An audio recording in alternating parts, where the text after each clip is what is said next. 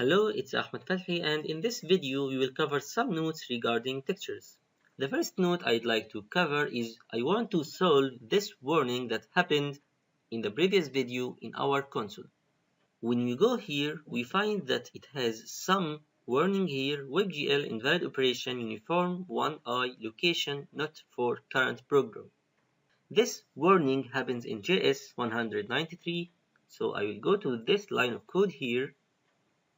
And we see here that we are actually sending some information to our shader, but without or before using the program. Remember here that before sending any data to our program, we had to type this command gl.useProgram tube.shaderProgram before sending the data here inside this render loop. This command we are writing here is actually inside this createCube function, which gets called before we use the program. Actually, the program itself is created inside this function. To solve this error, we have to copy this and then paste it right before we send this data to the shader. And let's save this and let's go again to our browser and refresh. And we see that the warning has gone away. So this is our first topic we handled. The second topic here, I call it flipped. What I mean by this is we see here that this photo is actually somehow flipped, somehow reversed. This has to say WebGL. This is the WebGL logo. But we see that it is flipped on the y-axis. If you get a mirror here and try to flip this photo around this mirror, you will have the correct WebGL logo. Why does this happen? The reason for this is actually simple.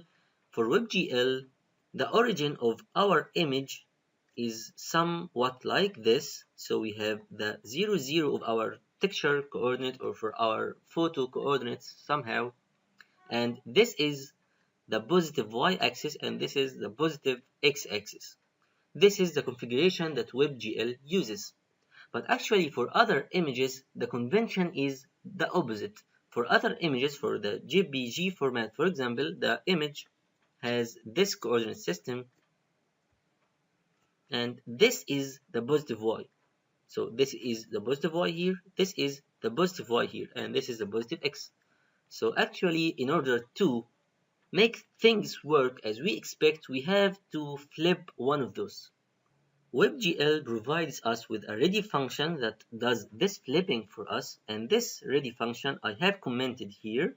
This is the line that you have to include in your code in order to solve this issue. So you have something like gl.unpackFlip y WebGL. You are flipping the y coordinate of WebGL in order to match the image format.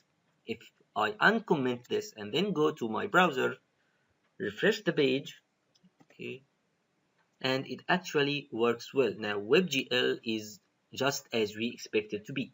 So this is the second note.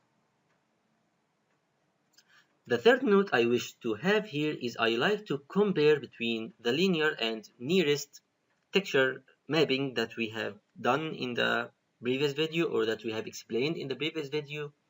I would like to show it to you in our application. Let's try this here.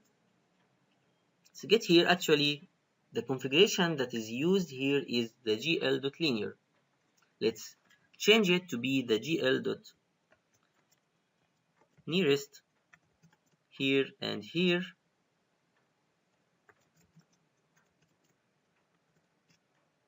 Let's go and let's try.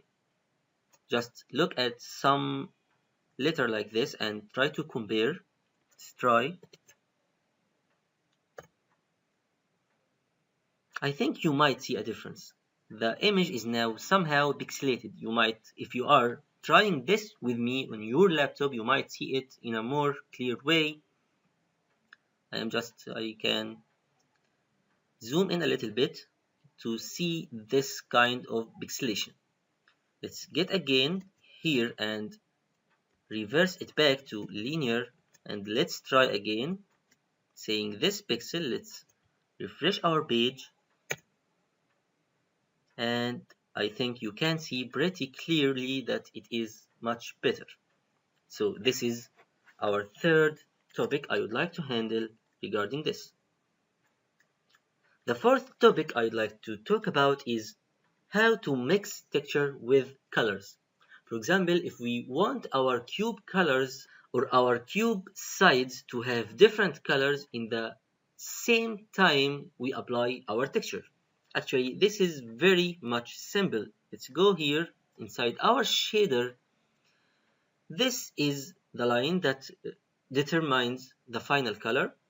We are now sampling the color from this texture, using this texture from this texture, or the texture pointed to by this sampler from this texture coordinate for each pixel using interpolation. As we said before, we can very simply multiply this color by the actual F color that we have received, something like this. So when we do this and we save our shader and go again to our website and refresh, you will actually see something like this. Now each cube face has the texture and also has the face colors, so we have mixed them together. So now we have finished also this point. The final point I'd like to handle here is how to mix two textures together. I would like not only for this texture and this colors to show, I would like to add many textures. So let's try to add another texture here. Actually, it will be simple. We will just replicate some of our code. For example, for another texture, I will need another sampler. So I will type here a uniform sampler 2D sampler 1. So this is another sampler. In order to tell GLSL or to tell the fragment shader to mix two textures together, we actually have a specific function, a built-in function used. This function is called mix. So we have mix, and we give it three parameters. The first parameter is one texture. The second parameter is the second texture, something like this, and we have sampler 1 and F texture coordinate. The third parameter will be the ratio between the color from the first texture to the second texture. Let's leave it at half for now.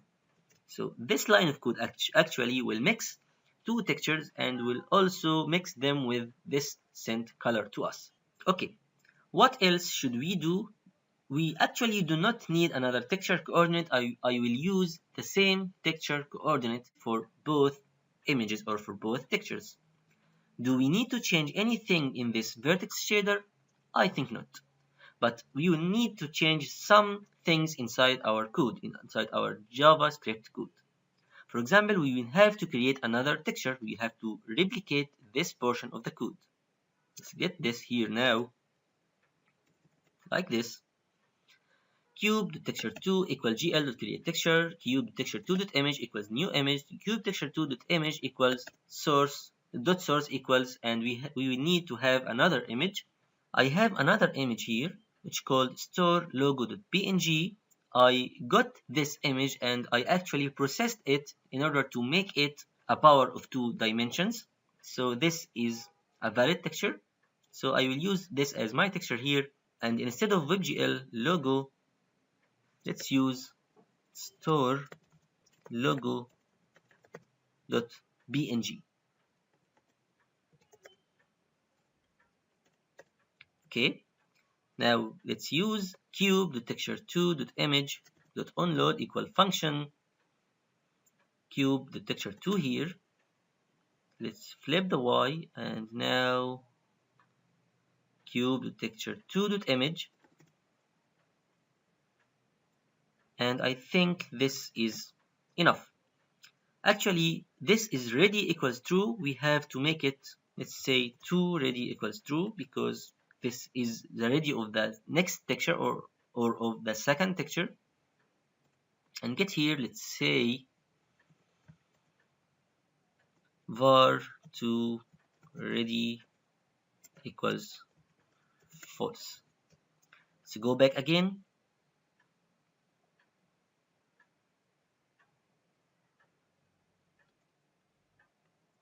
This is capital letter. Okay. Now, inside our run render loop function, we say if not ready or if not or not to ready return. Okay, what else should we do? We have to get here and get the location of the second sampler, so I can have something like this. Cube sampler to uniform location equals GL to get uniform location cube shell program and sampler 1. So I call this sampler 1. And here I might want to replicate this and get here. We are using the program, we do not need this, but now we might want to bind this new texture to another texture point if you want to use multiple textures. So I will actually bind the second texture to the first or to the GL.texture1. Remember here in the previous video we had some diagram like this where we had 8 texture points in our shader. So this is 0, this is 1, 2, 3 and so forth until the 8th texture point. So we are now using this second point. We used this first point for the first texture. We will be using this second point for the second texture. GL.texture1. And now GL.bind the texture, GL.texture2D cube.texture2, and now GL.uniform 1i cube.sampler uniform location and 1 for this one, for the texture point 1. Let's review what we have done here again. We have this gate, which is the texture gate, and we have our texture 2 here. This is the actual second image, and we have texture 1 here. This is the first image, and we have this gate which is called GL.texture2D. So this is GL.texture2D gate. We have the other gate upward. So now GL.activeTexture, GL.texture1, we have done this. We have connected this connection and we have made this red. This is the active one. The second line, GL.bind texture, GL.texture2D cube.texture2, we have done this. So now this gate is bound to this texture. And finally, GL.uniform1i, we are binding the sampler 1 uniform location to this. So we have here sampler 0 and we also have sampler 1. We are now binding this sampler 1 to this. So we have said that sampler 1 will get its data from this texture 2. Before we said that sampler 0 will get its data through this point, through this gate, through texture 1. So now this points to this and this points to this. Again, this is only some kind of abstraction to see why we should write the code this way. I think this is enough. Let's try this and see. Let's come here and let's refresh our page. And we have all what we required. We have this texture and we have the other texture, and both of those are shown, and we also have the color. Let's now play with this parameter a little bit. This ratio is here half. Let's make it, for example, 0.9 to see which texture will actually be the victorious one. Let's come back here again and refresh. And we see that the second texture prevails now. So actually this ratio corresponds to the strength of the second texture over the first texture. So we have 90% of the second texture and we have 10% of the first texture. This finishes our video here. In the next video, we will start talking about cameras.